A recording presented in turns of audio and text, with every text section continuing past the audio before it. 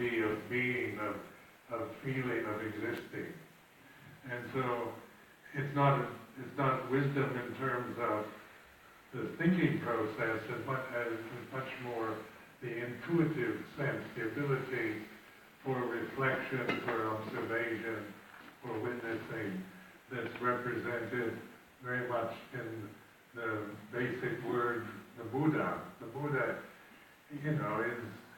the word actually means awakened consciousness, one who has awakened the consciousness to the universe the way it is.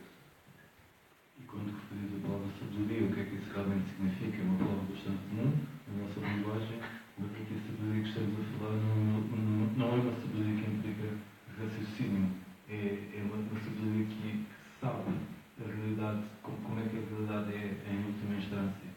Esta própria definição de sabedoria aponta também para a palavra Buda, que significa aquele ser que despertou a consciência para ver todo o universo tal como ele é. So the word itself is a Sanskrit Pali word from India, and it refers to the historical Buddha 2,561 years ago, who established the teaching, the Buddhist teaching that we use to this present day. And this, one of the things that is a custom, one of the custom ceremonies that we have, that lay people and monks have, is taking refuge in Buddha. Então a palavra Buda serve também para definir a clara figura histórica de Siddhartha Gautama e muitas vezes é usado nesse sentido, mas na verdade quando as pessoas tomam refúgio em Buda, o que é que isso significa?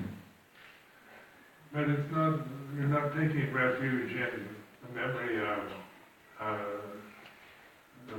the historical Buddha. We're taking refuge in mindfulness, because the Buddha represents the ability that we have, each one of us as human beings, to reflect, to observe, to witness the present moment with wisdom. E claro, quando dizemos que tomamos refúgio no Buda, não estamos a tomar refúgio na pessoa histórica, estamos a tomar refúgio na consciência, nessa capacidade de estar presente, de saber o que está a acontecer, de estar desperto. O Buda, a figura histórica, ele também representa isso, a capacidade de cada um de nós estar a ter a consciência desperta para a realidade. The second refuge is in the Pali word Dhamma. We take refuge in the Dhamma, which is, this is an enigmatic word. It means, to translate it into meaningful English word is reality, to awaken to reality itself, ultimate reality.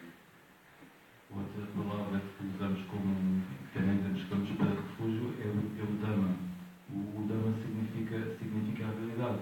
Portanto, quando nós tem muitos significados, mas é maioritariamente traduzido como a realidade.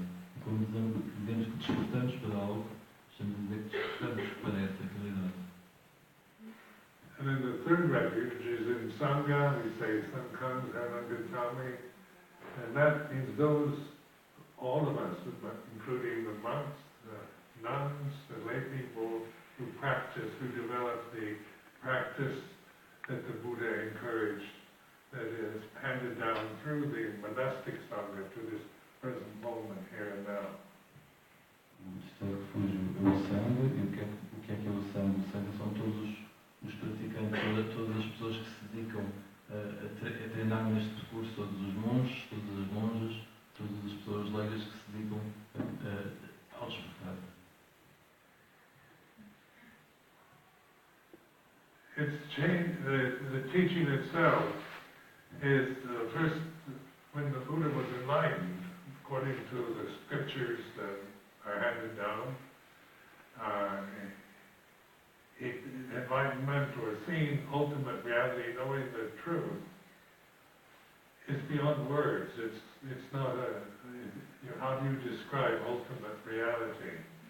And because words are limited, and so the Buddha first thought to himself after his enlightenment was, this is an impossible thing to teach. How will I, it's not worth going out to teach this because there's no language that can really benefit this teaching.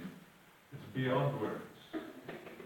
Quando as escrituras se falam de iluminação, estamos a falar de algo que está para além das palavras, que não se consegue descrever com as palavras. E esse foi um dos primeiros pensamentos do Buda, depois de ter a sua experiência de iluminação. Ele pensou, mas como é que eu vou explicar isto? Como é que eu traduzo nisto numa linguagem? Não existe uma linguagem que seja capaz de expressar esta realidade. So in this rendition of the story, the sky god, the god that represents universal wisdom, told the Buddha to go forth and develop the teaching for those that have a little dust in their eyes. There are those that can understand if you teach something that is available and meaningful and practical. Mas quando o Buda teve este pensamento, houve ser, segundo vê a história, houve ser celestial elevado que lhe veio dizer que veio pedir para ele ensinar porque havia seres que iam conseguir compreender. So on this encouragement, the Buddha went to what is now called Sarnath in India, where he met 5 of his friends who they had been practicing meditation together for many years, who were unenlightened, and they were impressed by the radiance, the presence of the Buddha at that time, and asked what he had found in his meditation. And so he expounded what is called the Four Noble Truths. E depois com esse encorajamento para ensinar, o Buda dirigiu-se a Sarnath, onde encontrou 5 dos seus antigos companheiros de busca espiritual e que, de certa forma, foram atraídos para ele, na direção dele também, porque achavam que ele estava radiante. E nesse primeiro discurso, ele ensinou o que se chama as 4 nobres verdades. So what are these Four Noble Truths? They're quite simple. And it's very interesting because Buddhism is the only religion that established its basic teaching on something that nobody wants, the experience of suffering. So the Buddha said that there is suffering which should be understood. And this is the first noble truth, making something that none of us want, that we all try to find happiness, try to run away from or get rid of suffering, but changing our attitude towards suffering from just reacting with aversion or trying to get rid of it or find happiness to observing it, to witness suffering as something that we create in our minds through not understanding ultimate reality. E o que é que são essas 4 nobres verdades? É muito interessante porque o ensinamento budista assenta em algo do qual normalmente nós não gostamos, do qual normalmente fugimos, que é aquele sofrimento. E a primeira nobre verdade é a existência de sofrimento. Mas é a existência de sofrimento no sentido que é preciso compreender esse sofrimento. Então aqui estamos nós, sempre à procura de felicidade, sempre a correr atrás da felicidade, e vamos encontrar um ensinamento que se baseia no sofrimento. Mas no sofrimento no sentido de o compreender. Na primeira nobre verdade. Na primeira nobre verdade. Because this is a common experience to all human beings, whether it was in ancient India to the present day, male and female, rich and poor, the experience of suffering is a common experience that we all can relate to. It's here and now. It's about wanting something that you don't have. It's about not wanting something you have. It's about desire, seeking happiness through seeing, through hearing, smelling, tasting, touching, thinking, We're always searching, trying to get something or get rid of something. And this is the origin of suffering, this desire to get something permanent, a permanent state of happiness, and get rid of suffering and fear, anxiety, anger, rage, jealousy, and all the human emotions that we experience. Our relationship then changes to observing these emotions. So in understanding suffering, we're changing our reaction, our conditioned reaction to avoiding it, getting rid of it, denying it, to understanding it. And it's through this understanding of the suffering we create in our minds that we can let go of it. And when we let go of suffering, what remains is happiness.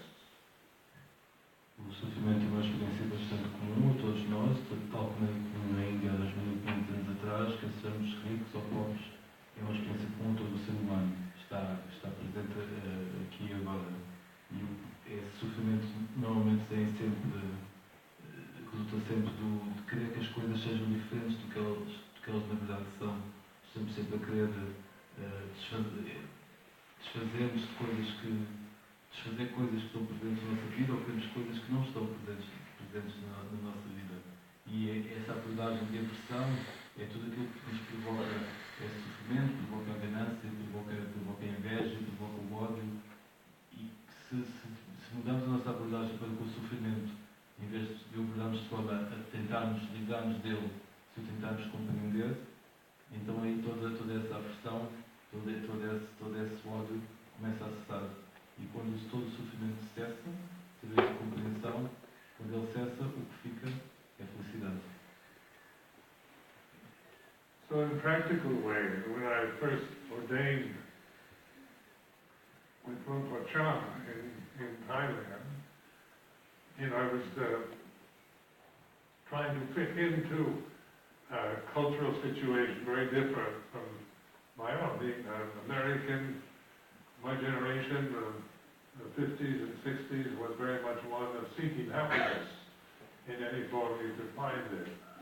And then in the monastic life, as I witnessed it in Ubon, in Thailand, was all about discipline, and boundaries to behavior, to speech, a very exacting form of moral precepts and ways of dealing with each other in proper, suitable ways. And so this was something that I found something I longed for, but it also created many reactions such as misunderstanding, loneliness. I wasn't able to understand the language. It took me a year to be able to understand the actual teaching that Rinpoche gave.